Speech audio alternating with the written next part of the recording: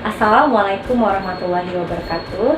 Perkenalkan, nama saya Dini Maria Stuti SPDGR dari SMA Panca Budi Medan. Saya merupakan CGP Angkatan 2 Kota Medan. Pada kegiatan kali ini, saya ingin membagikan aksi nyata yang telah saya lakukan di dalam pendidikan guru penggerak. Adapun aksi nyata yang akan saya lakukan terdiri dari 3 tahap. Yang pertama, merancang RPP atau rancangan pembelajaran sosial emosional dan berdiferensiasi. Yang kedua, yaitu berbagi bersama komunitas sekolah mengenai pembelajaran sosial emosional. Yang ketiga, yaitu menerapkan pembelajaran sosial emosional dan pembelajaran berdiferensiasi dalam pembelajaran sehari-hari bersama siswa-siswi SMA Panca Budi Medan. Langkah pertama, merancang RPP yang memuat pembelajaran sosial emosional dan juga berdiferensiasi memenuhi kebutuhan peserta didik. Berikut teman-teman rekan guru dapat melihat RPP saya yang telah memuat kedua aspek tersebut. Assalamualaikum warahmatullahi wabarakatuh. Berikut merupakan rencana pembelajaran jarak jauh ataupun daring yang telah saya susun. Di dalamnya memuat pembelajaran sosial emosional yang juga pembelajarannya berdiferensiasi. Baiklah, berikut akan saya jabarkan RPP yang telah saya rancang ini. Di dalamnya terdapat adanya satuan pendidikan yaitu SMA Panca Budi Medan. Kemudian di sini mata pelajaran yang diampu adalah sejarah peminatan. Mohon maaf, di sini saya edit karena belum teredit. Kemudian mata kelasnya itu adalah kelas 10. Kelas 10 dan semester ganjil. Nah, adapun materinya adalah sejarah sebagai ilmu, kisah, dan seni. Nah, di sini kompetensi dasarnya adalah menganalisis sejarah sebagai ilmu, kisah, peristiwa, dan seni. Dan kompetensi dasar KI 4-nya itu adalah menyajikan hasil telaah tentang sejarah sebagai ilmu, peristiwa, kisah, dan seni dalam bentuk lisan, tulisan, dan atau media lainnya. Selanjutnya di sini saya masukkan kompetensi sosial emosional. Yang pertama ada 2 kompetensi yang saya masukkan di sini adalah pengelolaan diri, yaitu di sini peserta didik mampu mengelola emosi ataupun mengidentifikasi emosi, mengelola emosi dan mengidentifikasi emosi. Tambahkan mengidentifikasi emosi serta mengambil keputusan yang bertanggung jawab. Nah, nantinya di kompetensi pengambilan keputusan yang bertanggung jawab dapat dilihat pada tugas penugasan proyek ataupun presentasi kelompok. Selanjutnya di sini adapun tujuan pembelajaran juga terselipkan pembelajaran sosial emosional, diantaranya yaitu melalui kisah atau peristiwa yang dialami dan diceritakan oleh siswa atau murid mampu mengidentifikasikan apa yang dirasakannya. Nah, kemudian seperti yang saya sampaikan tadi, KSE-nya juga dapat dilihat melalui penugasan proyek kelompok. Di sini peserta didik dapat mempresentasikan pemahaman mengenai makna sejarah sebagai ilmu, kisah, peristiwa, dan seni. Oke.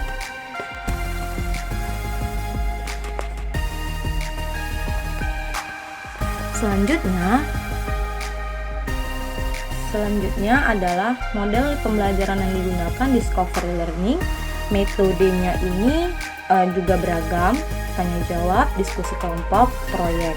Nah, ini metodenya juga saya menentukan sesuai ataupun berdasarkan dari hasil pemetaan yang telah saya lakukan untuk memenuhi kebutuhan siswa di dalam kelas. Begitu juga dengan media pembelajaran yang dirancang juga sesuai dengan apa yang dibutuhkan siswa berdasarkan hasil pemetaan yang dilakukan sebelumnya. Berikutnya, adapun teknik yang dilakukan di sini adalah identifikasi perasaan serta teknik mengambil keputusan yang bertanggung jawab. Sumber belajar di sini kami menggunakan Google Meet sebagai kelas online, kemudian WhatsApp kelompok belajar sebagai komunikasi intens dalam pembelajaran daring, dan buku panduan siswa serta guru. Nah, di dalam kegiatan pembelajaran juga dapat dilihat bagaimana aktivitas guru dan aktivitas siswa. Nah, adapun aktivitas guru ataupun yang dilakukan guru untuk pembelajaran sosial emosional ini, guru memberikan stimulus kepada siswa dalam bentuk tayangan foto dan video mengenai ruang lingkup sejarah. Selain itu, guru juga meminta beberapa siswa menceritakan peristiwa menarik yang dialaminya, sehingga siswa tersebut mampu untuk mengidentifikasikan apa yang dirasakan. Begitu juga dengan teman-temannya yang mendengarkan pada saat itu mampu untuk mengidentifikasikan apa yang dirasakan oleh temannya. Sebenarnya ini juga bisa seperti empati. Siswa yang lain mampu untuk merasakan apa yang dirasakan oleh siswa yang menceritakan tadi. Selain itu di sini kegiatan siswa menyampaikan peristiwa menarik yang dialami, dan mungkin ada juga nanti siswa yang menanggapi apa yang diceritakan oleh siswa yang lain tadi. Selanjutnya di sini ada penilaian. Penilaian di sini penilaian perilaku, refleksi diri, penilaian teman sebaya, dan penilaian observasi kompetensi sosial emosional. Berikut kita ke lampiran. Ini merupakan instrumen penilaiannya. Saya menjabarkan sedikit di instrumen refleksi diri. Jadi di sini nanti siswa berusaha untuk menilai diri sendiri, apa yang telah dilakukannya, dan bagaimana penilaian terhadap diri sendiri. Adapun poinnya ada sekitar 4 poin. Selama diskusi, apakah saya ikut serta mengusulkan ide atau gagasan? Kemudian ketika berdiskusi, apakah setiap anggota mendapatkan kesempatan untuk berbicara? Dan setiap diskusi, apakah saya ikut serta dalam membuat kesimpulan? Dan apakah saya juga mampu untuk mengidentifikasikan perasaan yang saya rasakan setelah menyimak ataupun menceritakan peristiwa menarik yang dialami? Nah, ini merupakan bagian instrumen dari refleksi diri. Selanjutnya di sini saya juga ingin menjabarkan instrumen penilaian kompetensi sosial emosional. Nah, di sini ada kompetensi jujur, ekspresi, bahasa penyampaian, dan pemahaman. Inilah yang dinilai guru terhadap apa yang disampaikan ataupun aktivitas pembelajaran sosial emosional yang dilakukan oleh siswa. Mungkin begitu saja untuk penjabaran RPP pembelajaran sosial emosional dan juga berdiferensiasi yang telah saya rancang. Terima kasih. Assalamualaikum warahmatullahi wabarakatuh. Selanjutnya, tahap kedua yaitu melakukan kegiatan berbagi mengenai pembelajaran sosial emosional bersama dengan rekan guru di SMA Pancabudi Medan. Berikut rekan-rekan dapat melihat cuplikan aksi nyata saya melakukan kegiatan berbagi bersama rekan guru di SMA Pancabudi Medan.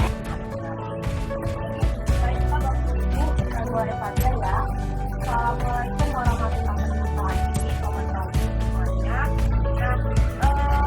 Pagi dengan yang sangat ini terima kasih telah hadir pada kita.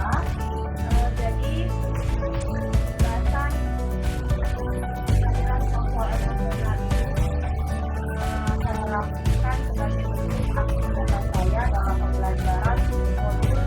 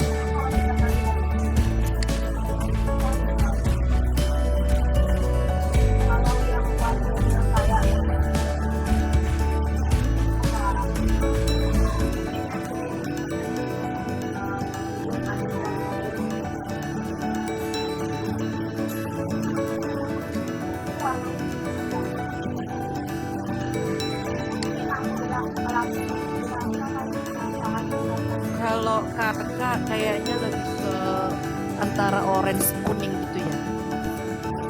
Orange kuning itu kayaknya. Iya, kayaknya lebih ke situ sih. Kalau pandangannya lebih ke situ warnanya. Tapi nggak tahu ya apakah mewakili perasaan sekarang.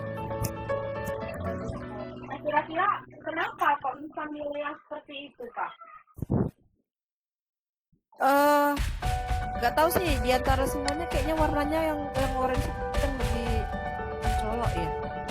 Kayaknya ya, kayaknya. Iya. Lagi bercak, nah, contoh beli sendiri tadi merupakan salah satu contoh dari contoh emosional yang kita miliki sebagai manusia. Nah, jadi seperti apa sebenarnya perasaan perasaan saat kita harus tahu apa sebenarnya. Jadi perlu kesadaran diri kita untuk perasaan dan sebenarnya nanti dalam pembelajaran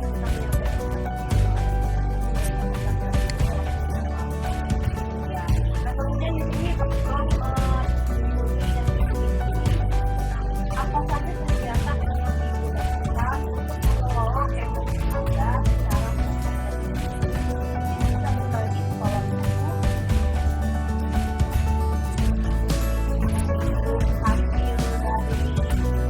berdasarkan orang ini juga. Jadi tolong sampaikan kepada ibu bagaimana cara ibu emosi misalnya ya. Kalau orang berpandangan emosi itu yang negatif, marah, kesal, kemudian tidak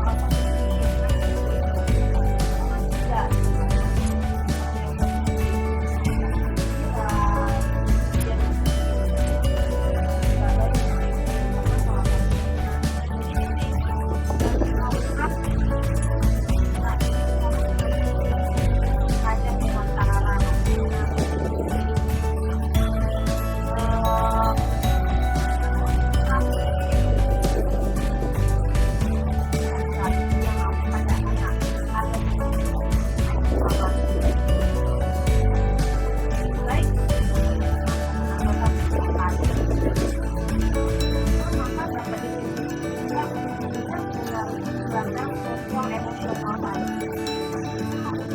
Dan satu dari guru-guru mengetahui bahwasanya apa yang aku rasakan mana cara mengontrol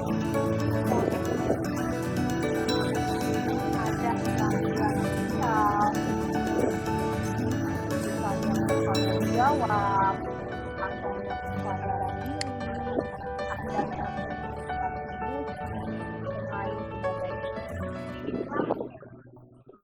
dari kompetensi sosial emosional yang nantinya diharapkan dapat terwujud baik dari gurunya sendiri, dari kita, dan kita dapat. Nah, kemudian di sini pembelajaran ada istilah kepo. Ini awal dari Kesel ini artinya adalah pembelajaran yang kolaboratif. Maka saya tidak bisa ini tanpa adanya diskusi dari rekan dalam ada kolaborasi guru komunikasi. Nah, selanjutnya di sini ada sosial ini tadi kaitan guru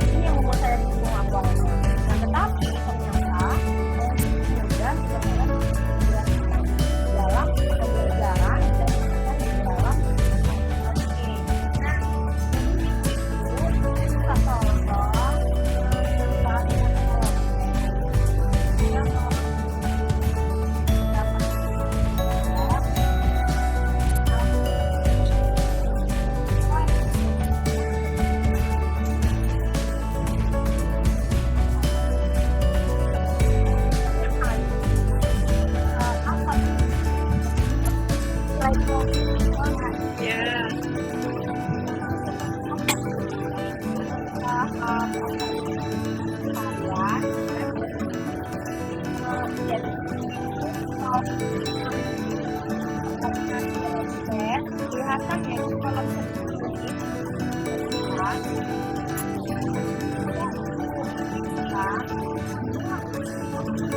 lebih ke khawatir sebenarnya, lebih ke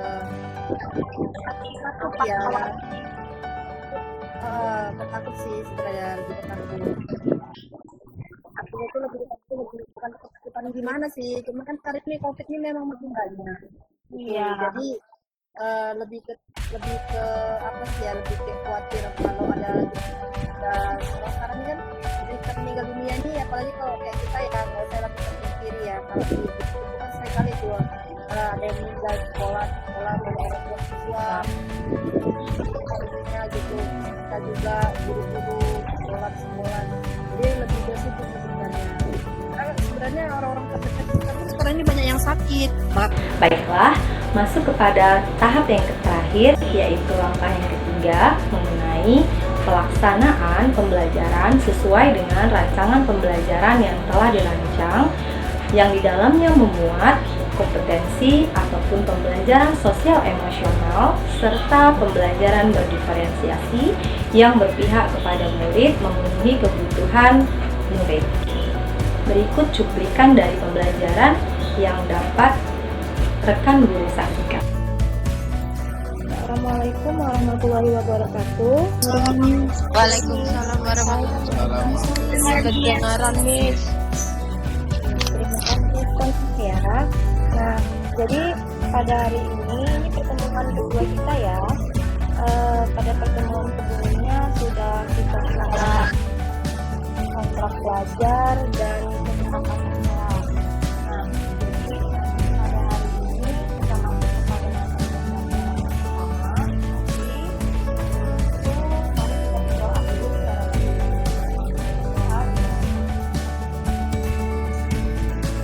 berdoa tentang tolong diaktifkan dulu kameranya biar saya lihat dulu wajah-wajahnya sambil saya menghafal ini siapa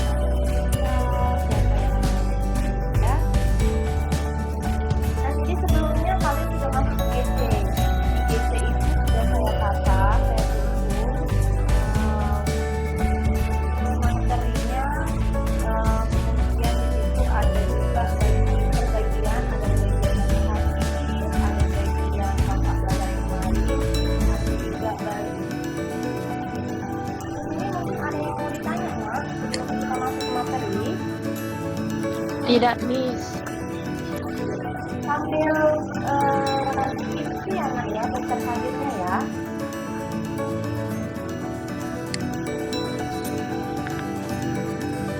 Baik, Miss. Lihat di layar Nak. Ada PPT-nya Nak. Sejarah sebagai ilmu. Nah,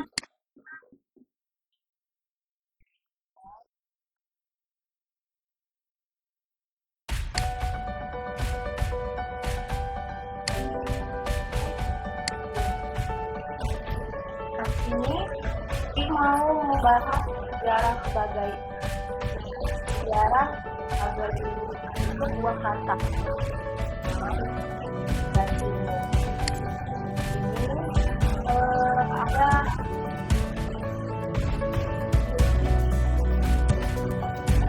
makanya pendidikan. Jadi di sini diawali dari pengertian sejarah. Asal itu kata sejarah dari berbagai bahasa manusia. Nah, sedangkan dari bahasa Belanda sendiri ada definisi. Di sini menyatakan ada kejadian yang telah dibuat satu unsur sejarah dari etimologi tadi yang dipaparkan tadi. Maka unsur sejarah itu ada tiga. Coba ada yang bisa bantu saya mengartikan dari unsur sejarah itu? Karena kan berupa gambar. Sebenarnya unsur sejarah itu terdiri dari tiga. Apa aja sih? Mau bantu saya? Karena kira Sebenarnya selalu paham sejarah yang unik dan sejarah yang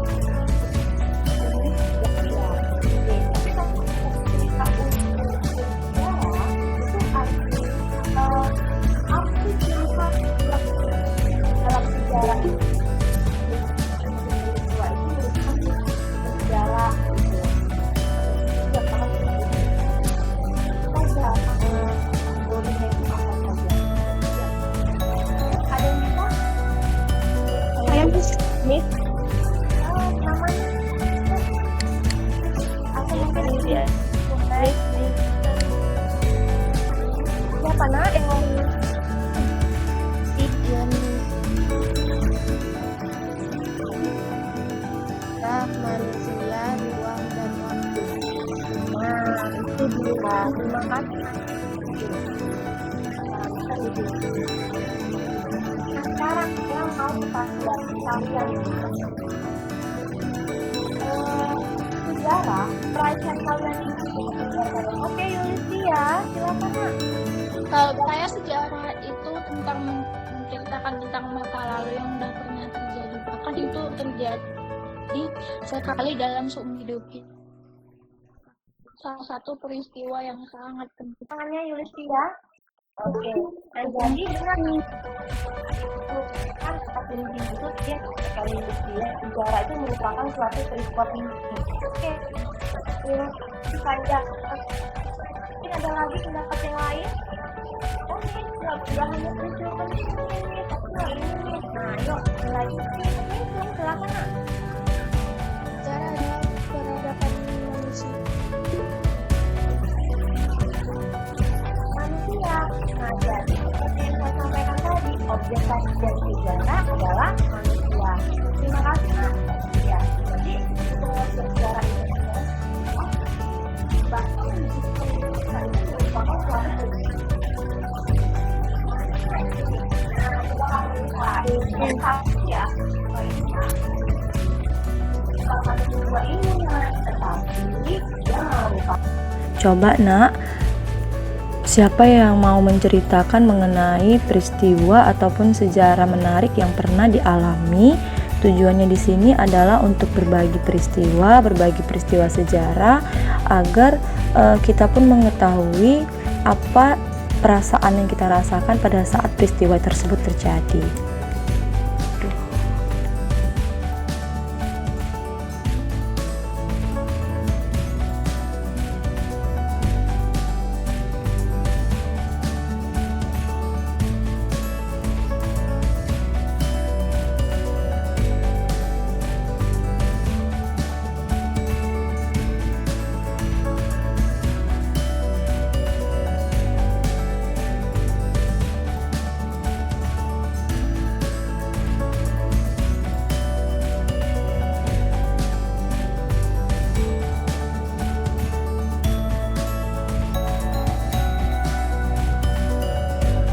Oke, kalau gitu kita akhiri, kita tutup ya.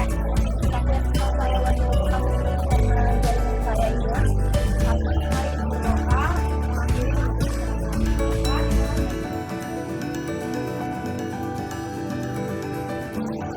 Telah selesai. Terima kasih telah ini. Sampai jumpa lagi pada pertemuan berikutnya. Nanti boleh kamu bisa secara mandiri dari e-mobil ataupun akun yang sudah saya berikan di depan. Oke, Nak. Terima kasih. Assalamualaikum warahmatullahi wabarakatuh.